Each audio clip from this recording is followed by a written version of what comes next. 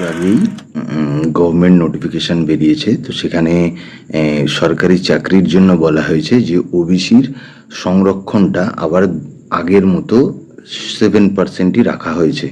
Actually 2010-এর পরে এটা change এসেছিল, তো সেখানে করা হয়েছিল প্রায় 17% ওবিসি, এবং ওবিসিকে দুটো ক্যাটাগরিতে ভাগ করা হয়েছিল, ওবিসি এ, ওবিসি বি।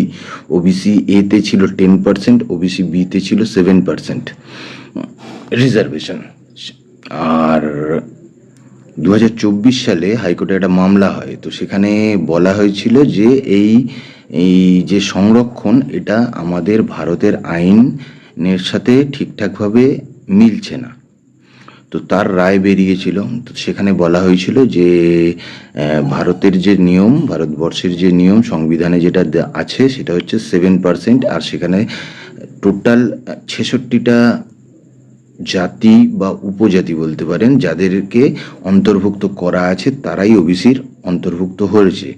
এবার আর একটা নতুন এই গেজেটে বলা হয়েছে, সেটা হচ্ছে গ্রুপ সি আর গ্রুপ ডির ক্ষেত্রে। সেখানে কি হয়েছে, যারা প্রাক্তন সেনাকর্মী তারা কিন্তু একটা রিজার্ভেশন পাচ্ছে এই নতুন নোটিফিকেশানে। এখন প্রশ্ন অনেকগুলো, যে 2010 থেকে 2025-26 পর্যন্ত যারা সরকারি চাকরি পেয়েছে ওই ওবিসির 17% রিজার্ভেশনে, তাদের কি হবে? কারণ রিজার্ভেশনটা কি হয় অ্যাকচুয়ালি হচ্ছে যে কম নাম্বার পেয়েছে কিন্তু তাদেরকে সরকার সুযোগ দিচ্ছে ভালোভাবে আর্থিক উন্নতি করার জন্য, সেজন্য তাদের রিজার্ভেশনটা দেওয়া হয়। এবার এতে কি হয়, যে ধরো কোনো স্টুডেন্ট 100-র মধ্যে পেয়েছে হয়তো 70, একটা জেনারেল স্টুডেন্ট। এবার একটা ওবিসিও হয়তো 70 পেয়েছে, সুতরাং সে কিন্তু ওবিসি ক্যাটাগরিতে গেল না, সে জেনারেল ক্যাটাগরিতে চলে গেল। এইবার এইভাবে যখন নাম্বারগুলো কমতে থাকে, দেখা যায় ওবিসি ক্যাটাগরিতে বা এসসি এসটি এই ক্যাটাগরিতে যে স্টুডেন্টরা সুযোগ পায় তারা কিন্তু প্রচণ্ড কম নাম্বার পায়। প্রচণ্ড বলবো না, কম নাম্বার পায়, এবং সেটা তুলনামূলকভাবে অনেকটাই কম। তো এই ধরনের যে স্টুডেন্ট যারা চাকরি পেয়েছে 2010 থেকে 2025 পর্যন্ত, তাদের চাকরিটা কি কন্টিনিউ থাকবে? এটা একটা বড় কোশ্চেন।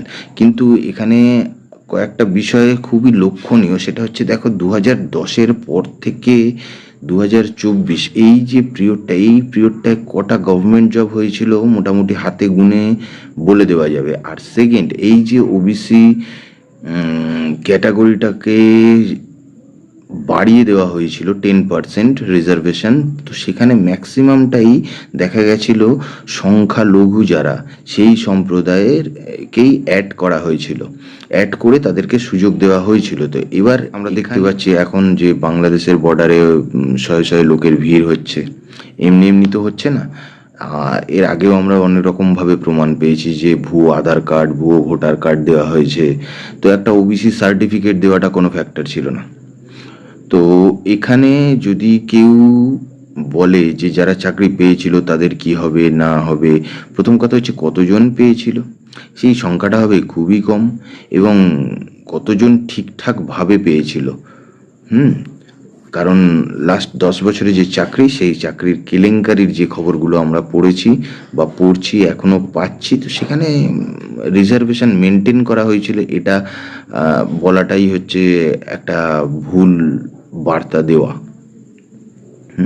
সেখানে অনেক কিছু হয়েছিল, অনেক কিছু হয়েছিল, অনেক কিছু যেগুলো ভালো করা যেত সেগুলোকেও খারাপ করা হয়েছিল। তো সুতরাং আমাদের এই নতুন নোটিফিকেশান এসছে, আমরা প্রত্যেকে চেষ্টা করব এই সরকারের সাথে থেকে সরকারের এই নোটিফিকেশানটাকে ফলো করে যাতে প্রত্যেকটা ছাত্রছাত্রীর চাকরি হয়, প্রত্যেকে যাতে এই রিজার্ভেশনটা মেনটেন করে সুযোগ সুবিধা পায়। সেখানে ছাত্রছাত্রী থেকে আরম্ভ করে, মানে স্কুল কলেজের ভর্তি থেকে আরম্ভ করে সরকারি চাকরি পাওয়া থেকে আরম্ভ করে কর্মজীবনের পরবর্তী সময়ে।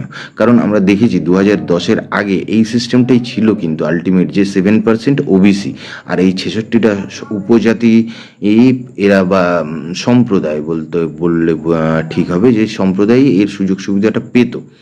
সেখানে যে সংখ্যালঘু ছিল না এমনটা বলা ভুল, সংখ্যালঘুও ছিল, হ্যাঁ, কিন্তু পরবর্তীকালে হঠাৎ করে এমন একটাভাবে বাড়িয়ে দেওয়া হয় যেখানে পরিষ্কার বার্তা গেছিল যে এদেরকেই সরকার সুযোগ দিতে চাইছিল। কিন্তু ভারতবর্ষের কোনো স্টেটের নিয়মে বা সেন্ট্রালের নিয়মে তো এই নিয়মটা ছিল না। এটা স্পেশালি ওয়েস্ট বেঙ্গল গভর্নমেন্ট তৈরি করেছিল। তো আপাতত এই আপডেট যে এখনো পর্যন্ত নতুন নোটিফিকেশান বেরিয়েছে, তাতে 7% রিজার্ভেশন আছে এবং সেই রিজার্ভেশনে 66টা সম্প্রদায়কে অন্তর্ভুক্ত করা হয়েছে বললে ভুল হবে, যেটা আগে ছিল সেটাই আছে।